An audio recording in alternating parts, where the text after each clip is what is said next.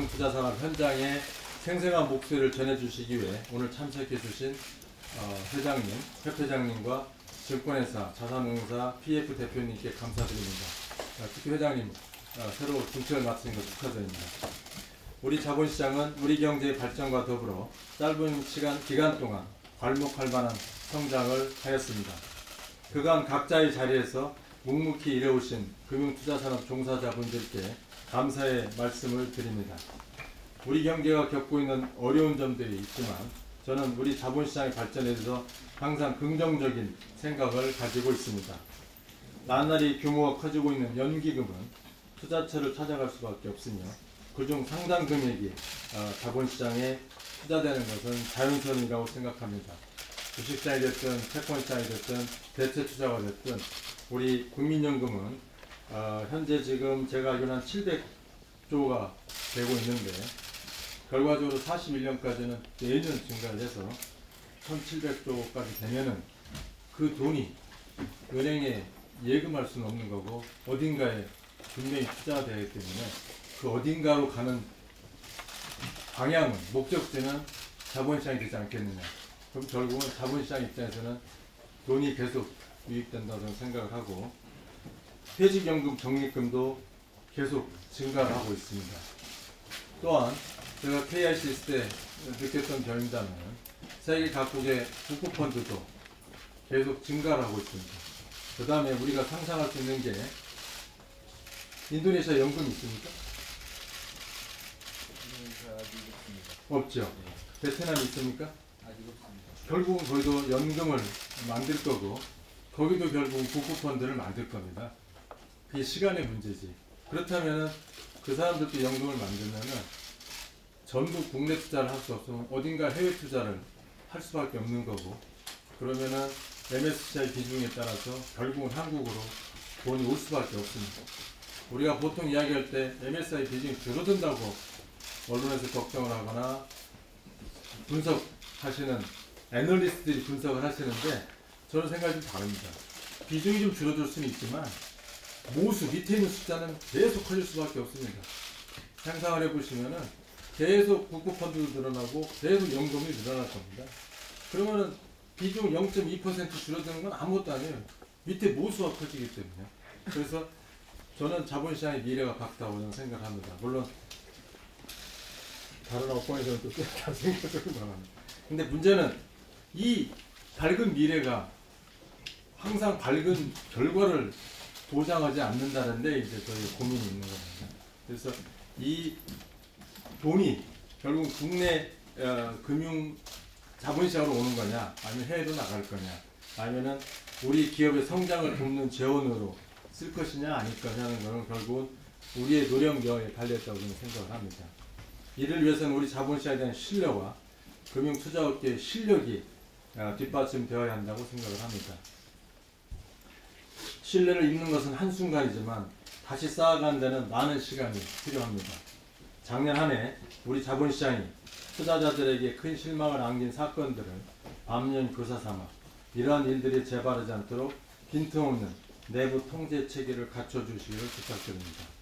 특히 최근 DLF 사태라든지 라임 자산운용 대규모 환매 중단이라든지 해외 부동산 투자에 대한 우려 등은 사모펀드 관련 여러 이슈로 인해 사모펀드에 대한 우려가 커지고 있는 만큼 사모펀드가 질적으로 성숙한 시장으로 발전하여 투자자의 신뢰를 회복할 수 있도록 업계 스스로 노력해 주시기 바랍니다. 감독당국은 공모규제회피를 철저히 차단하고 무자본 M&A와 허위공시 등 불건전 행위 발생 가능성이 큰 분야에 대한 점검을 강화하는 등 국민들이 안심하고 투자할 수 있는 환경을 만드는 노력을 계속해 나가겠습니다. 우리 국민들이 해외 주식, 직접 거래대금, 매수, 매도 합쳐서 작년 한 해 39조 원에 달한다고 합니다. 그러나 국민경제 선순환을 위해서는 국내 자본시장에 보다 많은 자금이 투자되는 것이 바람직하다고 생각합니다. 이에 우리 투자자들이 국내 기업과 금융상품에 더욱 매력을 느끼도록 하려면 어떻게 해야 할지 저도 고민이 많고 아마 저보다는 여기 계신 분이 더 고민이 많을 것 같습니다.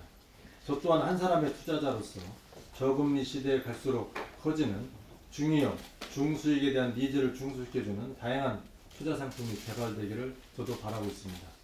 좋은 기업과 매력적인 투자 상품은 결국 사람의 힘에 의해 발굴되고 설계되는 만큼 여기 계신 대표님께서도 금융투자업계가 그러한 역량을 계속 키워나갈 수 있도록 인적 자본에 대한 투자에 힘써 주시기를 부탁드립니다.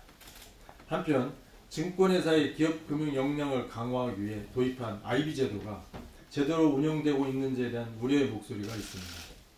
당초 제도 도입의 취지는 성장 잠재력은 있지만 아직은 재무 성과가 좋지 않아 자금을 충분히 공급받지 못하는 기업을 발굴하여 자본시장에서 성장할 수 있도록 도와주는 데 있었습니다. 나아가 국내 기업들이 해외 SOC 등 대규모 프로젝트를 수주했을 때 필요한 자금 조달 구조를 설계하고 투자자에게 주선할 수 있는 증권회사를 육성하는 데 있다고 저는 생각을 합니다. 그러나 이러한 취지와 다르게 벤처 중소기업에 공급돼야 할 자금이 명목상으로만 중소기업인 SPC를 통해 부동산 개발 사업 등에 제공된 규모가 상당한 수준인 것으로 파악되고 있습니다. 혁신기업의 발굴과 자본시장의 발전을 선도해 나갈 투자은행의 영업이 벤처 중소기업이 아닌 부동산에 집중되는 것은 결코 바람직하지 않습니다. 이 부분에 대한 정확한 실태조사와 함께 IB의 신용공여 대상으로 규정된 중소기업의 범위에서 특수목적회사 SPC와 부동산 관련 법인을 제외하는 방안을 추진할 계획입니다. 초대형 IB, 중기특화 증권사 등의 제도, 취지에 부합하는 영업이 활성화되어 혁신기업에 대한 자금 공급이 원활하게 이루어질 수 있도록 함께 노력해 나가야 겠습니다.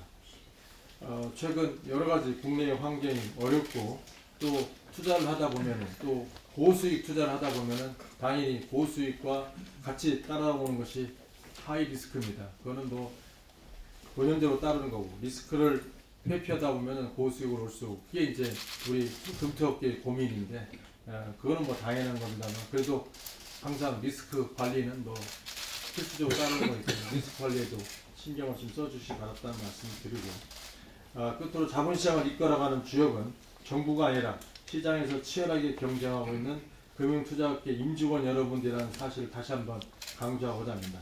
금융위도 여러분들이 역량을 마음껏 발휘할 수 있도록 규제를 재정비하고 혁신금융 서비스 심사에 적극적으로 임하여 새로운 상품과 서비스가 도입되는데 불편함이 없도록 하겠습니다. 아울러 아까 제가 먼저 중소기업이나 혁신기업에 대한 자금 흐름을 이제 말씀을 드렸습니다만은 그러다 보면은 아무래도 리스크가 좀 크고 리스크가 크면은 따르는 게 직원들 책임 문제가 따르고 그러다 보면은 이제 조금 위축되고 하는 부분이 있는 것이기 때문에 그 직원들의 책임이 따르는 부분을 저희가 이제 면책 기준 등을 좀 마련해서 그 임직원들이 두려움 없이 일할 수 있는 환경을 만드는데 저희가 최선을 다하도록 하겠습니다. 오늘 간담회가 우리 자본시장의 발전을 위한 생산적인 논의의 장이 되기를 기대합니다. 감사합니다.